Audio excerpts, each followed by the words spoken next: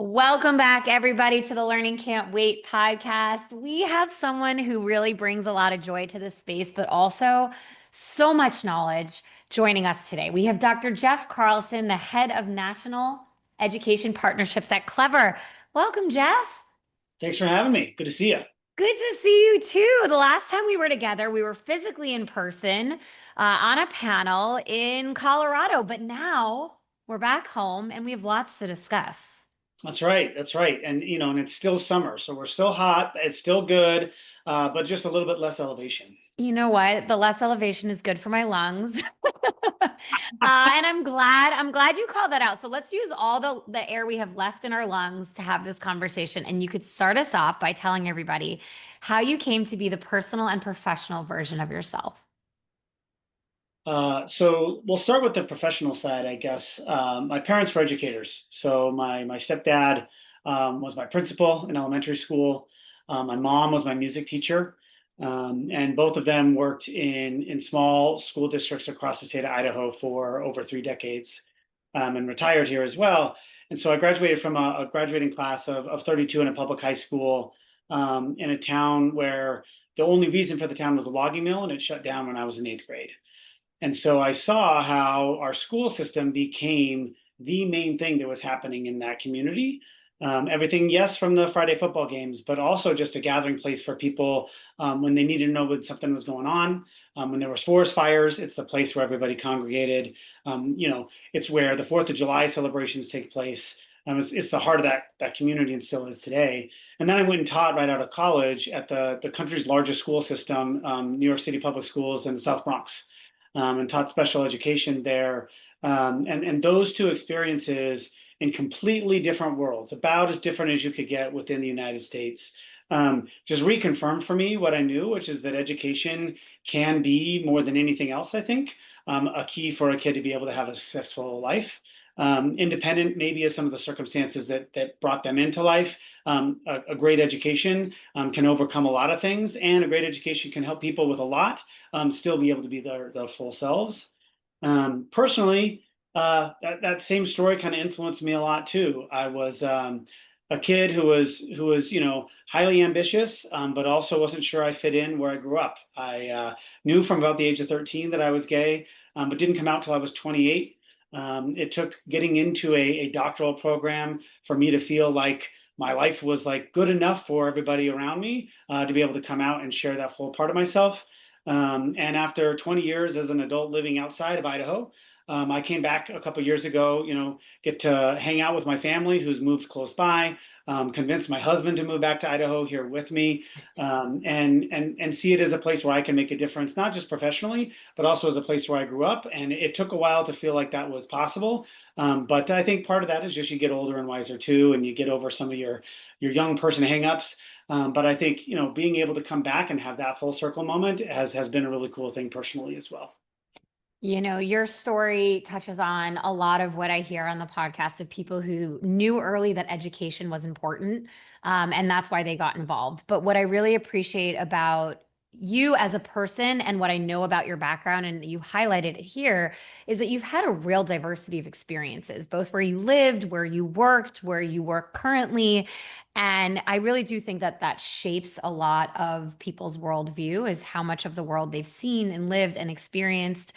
So one, I appreciate you sharing your background and your so vulnerably so many parts of yourself. It really means a lot for you to bring that whole version of yourself to this conversation. But also two, I think that you are really uniquely poised to talk about education in a way that not everyone, including myself, is. So I am wondering maybe if you could start us off by talking about how Idaho education, like what you saw growing up, what you saw your parents lead, and how the system that you worked in New York City, how are they similar and how are they different? Yeah, so let's start with what's similar. I think I saw a system that was being asked and continues to have been asked since I was in it to do more and more for kids, but hasn't been able to communicate to the public all those additional things that have been taken on.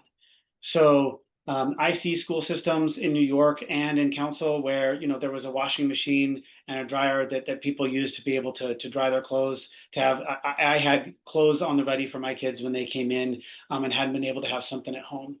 I saw a system that was figuring out how to feed more meals, how to do it over the summer. I saw a system that was a large employer, right? We think of education as purely the academic side, but there's an entire HR function. There's an entire finance function. Is a huge part of what the community of New York City and Council Idaho ask of their taxpayers to support is public education. And so in all those ways, yes, some of the difficulties that both of those communities experience by having, particularly for folks with lower incomes, but for the entire community itself, it's a huge part of what makes up a town is what they continue to do in school systems. There's schools all over New York City. There's a million different kinds. There was two. One was the K-6 school, and one was the 7 to 12 school in my hometown. But everybody knew where those schools were. Everybody had an experience at one of those schools. Generations of people had gone through those schools. And so I saw a lot of that. Some of the differences, I guess, the diversity of options available in New York City, um, which also leads, I think, to some schools that probably shouldn't be serving kids are open for longer just because there's so many options and it's harder to figure out what's working and what's not. It's a crazy system. I had, a couple mile commute, but I went probably by 400 schools on my way from where I lived to my school. I took 4 different forms of transportation. I had a kid who would take the subway with me from he lived in a spot under the Brooklyn Bridge with his brother, and I'd meet him and his brother, take him up, drop his brother off at one school, then get on a bus, then walk to our school together and do the inverse of it on the way back home. In council, everybody just went to the same place, and there was 4 bus routes, and you were all still going to the same place. Yeah. Where I grew up, there's actually been a federal program to support school districts like that since when I was there. When that logging mill shut down, that was part of what the US did in the 1990s. A lot of the way that we used public land changed. And over 3/4 of land in the state of Idaho is owned by US taxpayers. It's public land, either the Bureau of Land Management, the Forest Service. And so a lot of the land around us isn't able to be used by private owners such that there's a big tax base to support school systems. So the federal government has had a thing called the Small Rural Schools Act all the way back since the 90s, when the federal government decided to use the land for less purposes than had been historically used. And so they started kind of subsidizing a lot of school systems across the American West, the Mountain West, to do that. In New York City, there was barely any public land. If you didn't have Central Park in the middle of that, you would hardly have anything, there that's owned by the entire public. Almost everything is private. And so the tax base, there's complications there with Chinese ownership of land and all kinds of things. That was not something we were dealing with back in council. And so I think how the system governs itself and how it funds itself is vastly different when you look at New York City public schools, and when you look at a small rural school district in the American West. So given this perspective that you have and the knowledge of what makes large urban school districts and small rural ones so different and so similar, you've chosen to really focus your attention both in your work and also in your passion on rural America. So why? And what do you think is the promise that is maybe unfulfilled at the moment in rural education? Yeah, I ended up writing my doctoral thesis on how rural high school kids access college level coursework. So I worked at the College Board for a long time where, folks love or hate the SAT or AP exams. Most folks in cities that I've lived in on the East Coast, from all and up and down the Acela corridor, assume that every single kid takes an AP class. Assume that every single AP, kid takes multiple AP courses. The average student in America today takes 0 AP classes. More kids don't take AP than do. And the mode of kids who do take AP courses is still 1. So of all the kids who take AP, most of them are just taking 1 class. And in almost all rural high schools across the country, they don't offer AP classes.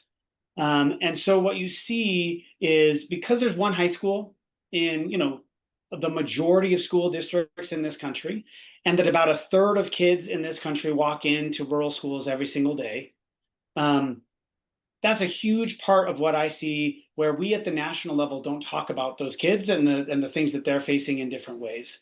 Um, I worked for a while at T-Mobile where we were focused on internet connectivity for schools. That was still an issue. E-rate was started in the early 90s. I remember Mm, my dad filling out forms to get paperwork to be able to get, some kind of internet connection, and the federal government subsidized that so that towns like mine could get internet to at least the school and the library. And we now see the federal government pushing back on the idea that we even need E-rate, that we shouldn't even fund it. And you mm, see senators who represent places with lots of rural folks saying that we actually don't need that connectivity. Well, I was working over the pandemic for places where kids were still going down to the school in their car to be able to get internet. They were going right. to local fast food restaurants to be able to get internet. That's not a problem we see in places of urban concentrations, but that's still an issue. Everybody plays 7 sports in a rural high school. And so you can actually see everybody figuring out how to do teamwork. And I think the opportunity in rural schools right now is there's a way to renew the confidence in public education by doing it in a rural community that I think may be more difficult in a big city. In a place where there aren't 17 different options, public, private, individual, there's really just one public option and maybe some homeschool students. Maybe a church is offering some kind of schooling program. The vast majority of kids are spending a good chunk of their academic career at 1 or 2 schools. They have all the same teachers. Those teachers have kids in that same system. They're also probably the volleyball coach. They may be a school bus driver. They are embedded in multiple ways into that system, and I think can start to figure out how we help bring families and taxpayers into that picture of what a school looks like today. The pandemic did change actually a lot of what happens in schools, some for the better, some still we need to figure out.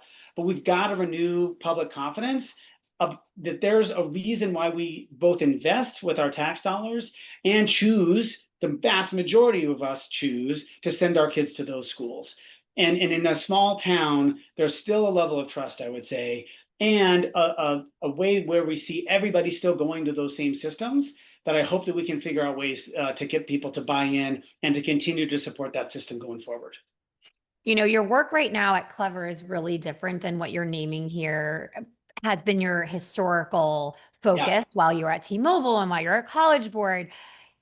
From the outside, it looks different, but actually, I think there's a lot of commonality in your focus in at Clever that really touches on the idea of equity and access. Can you talk a little bit about why maybe I think that, if you agree? Yeah. So fascinatingly, this is the place I've worked the most where teachers know more about what my company does in education than anywhere else that I've worked. And I worked at the College Board that like tons of people know. Everybody kind of knows T-Mobile. They have Super Bowl commercials, right? But here, teachers and kids multiple times a day in over 75% of US classrooms are logging into the Clever portal. And we do that. All of our single sign-on stuff that we do and all of our rostering work that we do with those schools is actually free to schools, which makes it widely available and why it's the #1 choice for small school districts as the platform that they choose to use. And I remember helping my mom during the pandemic before I even worked at Clever. She had a list of passwords on her desk at home when she was teaching from home to help her kids get on to their iPads, to get on to the Google devices. She had the 17 programs that her school district decided she should use on the very first day of COVID, the other ones that came later. Some required a password like this, some required this authentication tool, some required her face to be on something. And we asked educators to figure all of that out. And what we're able to do at Clever is provide one way for teachers and kids to be able to access all the ed tech tools that they're using and not have to worry about all of that stuff. There's some folks in the ed tech space that believe that schools should spend a huge chunk of their time figuring out which data fields should be switched over, should write their own data privacy agreements, should have school board meetings focused on all of this stuff. All of those things are incredibly important. I would look to vendors like us and others out in the field to do that as part of our business and let schools focus on teaching and learning. We should be held accountable to make sure that it's right for kids, that we're doing the right things for kids and families. But I don't think that we should ask people like my mom or IT departments at understaffed schools already to have to do all of that thinking and make it work. We should be able to provide that for them, especially for the 10,000 districts that are never going to get called up by most vendors that sell to schools. It's much easier to go to large urban districts. It's still hard, but it's much easier to go and serve 1 million kids in LA by going to the LA County office and talking to them than it is to calling up, 10,000 superintendents like my dad in small towns to try to get them to sign a contract and to get all those school boards on board.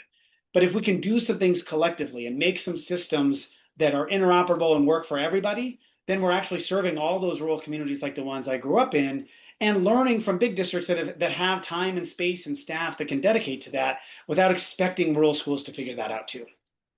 Yeah, despite your interest in rural schools, you have this very national view, which I appreciate because right now there's a lot of questions and concerns about the national climate. And I'm just curious, what worries you about education in the US today, Jeff?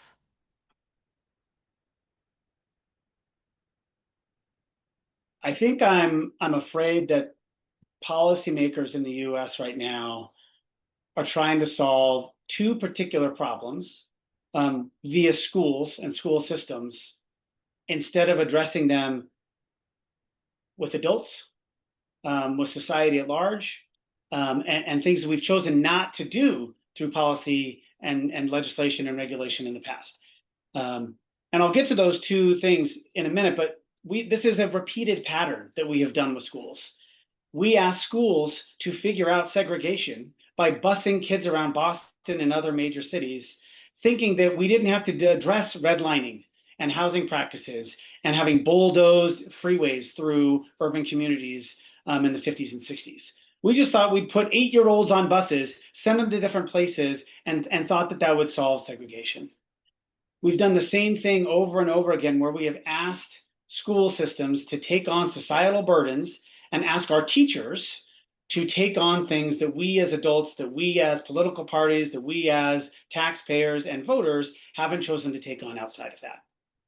And those two issues right now are kind of how kids are growing up right now, questioning some things about them that they didn't do early on. So I knew I was gay when I was 13. We now have kids who are thinking about that more. And instead of figuring out systems within healthcare, within mental health, within parenting, within social supports for that, we're asking schools to take the whole thing on, from sports to bathrooms to everything else. We just think that school systems are going to be able to solve that without addressing it outside of that, of the classroom walls. We're also doing the same thing with technology. We think that removing a personal cell phone from a classroom is going to solve the issues we see with our kids. I'm not sure why some people are ready to take computers out of classrooms. They're ready to take tech all the way out of a classroom and get back to paper and pencil and the abacus. I am highly confident that a 7-year-old in a classroom today, going back to school in the next couple of weeks, and in some places already going back, even though it's hot, they are not going into a workforce that's going to use an abacus. And they have to figure out how to own and be part of and see themselves as able to contribute to a world that uses AI and digital technology, and not be consumed, dictated to, disempowered by algorithms. Removing a device from a classroom doesn't solve the problem. Not providing educators, families, kids with tools to own those things doesn't solve the problem. And refusing to legislate at the federal level and almost telling states they couldn't legislate for 10 years in the bill that it was a part of the big beautiful bill that just passed. They almost tried to tell states that they couldn't do anything for 10 years on AI because we can't figure it out outside of the classroom, but we still think that teachers and kids are going to be able to do it without that. So I'm very worried that both when it comes to how kids are growing up and how they feel about themselves, we're asking schools to take that on and not building systems to support them. We're doing the same thing with technology. We know kids are going into a world where there's going to be technological things that we can't even imagine, and yet we're taking the things we know about out of classrooms right now, and refusing to admit that we need to address those systems and empower kids to be successful instead of pretend like they don't exist. That is really contrary. Your opinion here, It's one that I understand very deeply, and it's one that I really feel like is hard to explain right now because, especially on the technology front, I think parents, as stakeholders in this education system, are confused. Yeah, I think, and I speak as a parent who has a 9-year-old and a 6-year-old, so not quite at the age where this is a huge problem yet. But I will tell you, my 9-year-old, 80% of his class had cell phones this yeah, past, which was like shocking to me. Um, and like it's the world we live in. But I think parents are confused. And even at a social gathering I was at last week, I had parents say, like, are you so excited for them to ban the phones in schools? And I was like, I think like missing the plot a little bit. What would yeah. you say to parents as stakeholders in this like big question of technology in schools and the federal government making decisions, the state government? How would you advise that they think about this? So I think there's two things to remember when we're talking about this. And the first is just exactly who is going to be part of the conversation about whether or not technology is in classrooms. It was a governor who sent an anxious generation to every other governor, Mm, policymakers who either read the book or a summary, or heard a couple podcasts and decided that a policy banning something was the right way to go. Now, let's be honest. Some of those policies are teachers get to decide. Some of those policies are certain grade levels. Some policies are not during instructional time, but maybe during lunchtime or something like that. So we call them cell phone bans, but it's actually much more diverse than that. But I would argue that it's only communities where people are getting together at social gatherings talking about cell phone bans, and mm. in communities where the vast majority of kids have their own personal device, that conversation is being had widely. The majority of public school students in this country are not coming from families that can afford to have all of their kids have personal devices, or at least, ones with data plans that are large enough to be able to work all the time. And they're not sharing devices with their family. They're also attending school, and their parents don't have the time and space to read the latest research about cell phones or the latest book. And so I think we have to remember all the people we're trying to serve in public education, and that we should probably try to think about their voices and what they want, and not set policy because of what we think is necessarily best for just our kids. The second piece is there's a huge difference between both the negatives of technology use during COVID, which everybody saw play out in classrooms, which was not at all what anyone would have chosen to do. A worldwide pandemic leading technology use in schools. The one silver lining is that we had to figure out how to try to use tech in schools for the first time in many places. But it wasn't what we would have done had we tried to do it more intentionally. It's also not all tech is bad tech.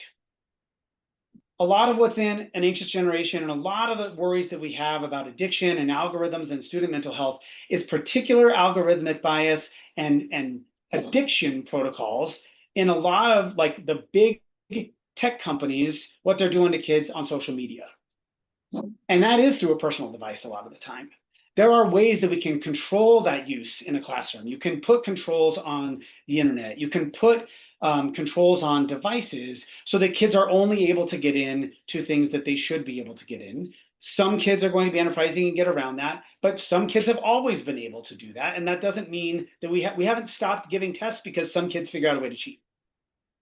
I think we have to figure out how to find the right ways to use technology. And it likely is far less than what a lot of kids in classrooms are doing right now. We can't be reliant on it, but we also can't take it all away and say because there is some parts that are bad of it, which a lot of it has to do again with regulation that hasn't come on how social media companies can interact with teenagers, can interact with younger kids.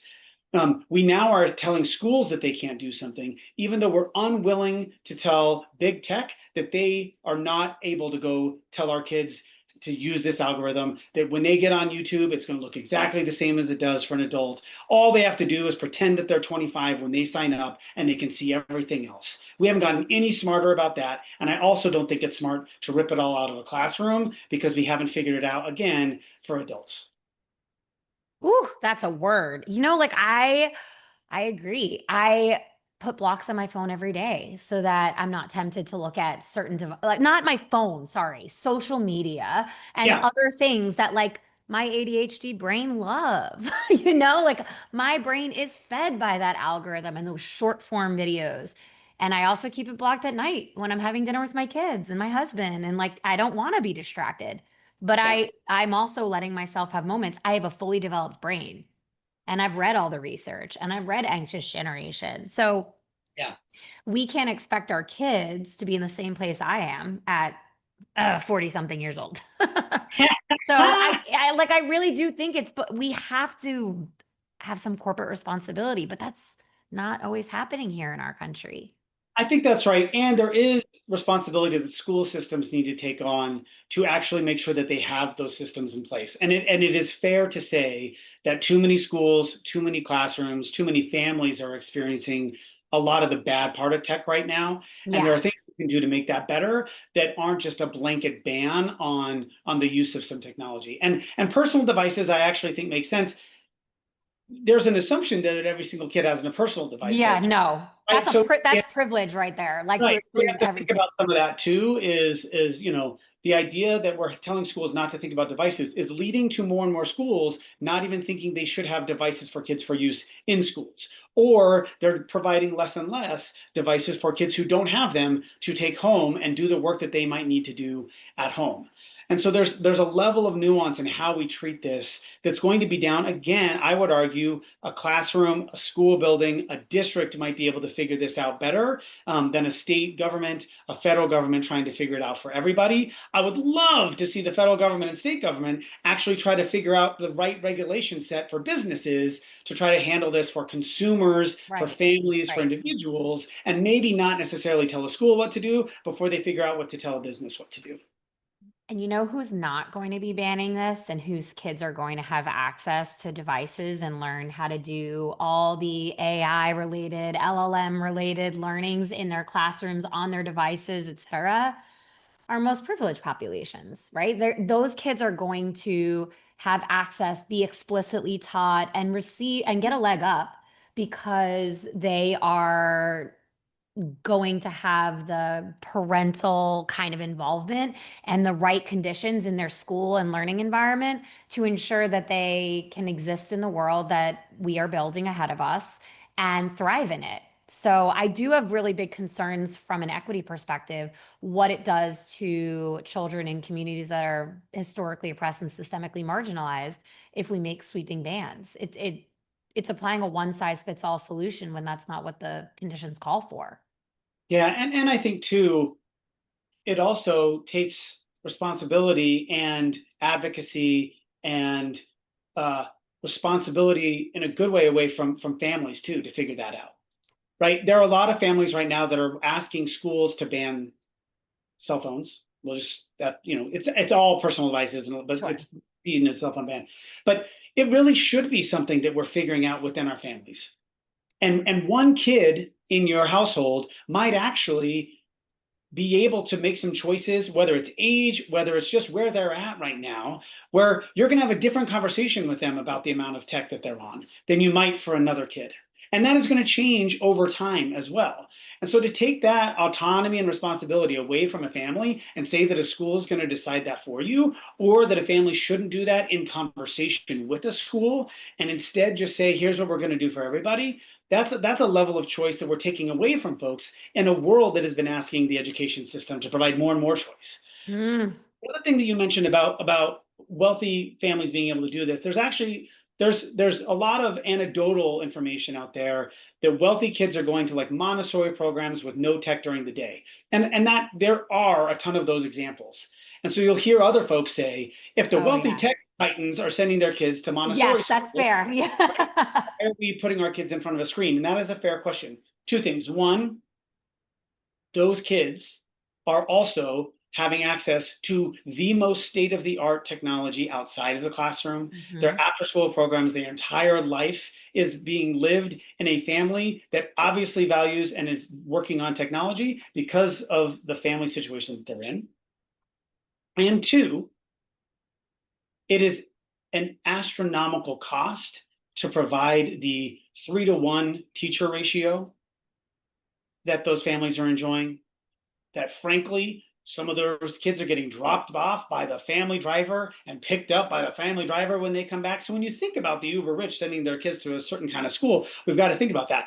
I'm ready. If we are ready to provide that kind of public education to every single kid in this country, sign me up and let's Yeah. go there and let's figure out the right amount of tech and the right amount of things that we can do. I want Montessori like principles in public schools. I want the right kind of good tech in public schools. But Hmm. what we've got to do when we think about everybody is how we get everybody that baseline that's provided in state constitutions for public education. We can't try to compare ourselves to the uber elite and wealthy and what their system might look like unless we are ready to tax ourselves to go do that. I'm not sure that I'm even ready to be able to do that. And I don't have the tax base myself to pay for that. We have to think about the type of system we're able to provide for everybody and what we want for the American overall, and not just try to compare ourselves to that uber wealthy. We could also probably do some things to try to get those kids back into public schools too, and not be isolated off in a completely different social class, where we see, a disconnect between how we're able to integrate different levels of society together because we're not growing up together. I love how you both raised my counter arguments for me and then defended them. That was great. We should just take this on the road, Jeff. I mean, I love it. You bring up so many valid points, and I think that right now we're talking a lot about the political environment, how that's impacting the micro level. But I'm curious, when you think about teachers, how you think teachers should feel. And I'm not even, this is not my last question yet. I'm not allowing myself to end this conversation, but how you think teachers should feel and exist as they go into this school year, uh, in light of this conversation we're having. And like, if you were still in the classroom, how would you approach the issue?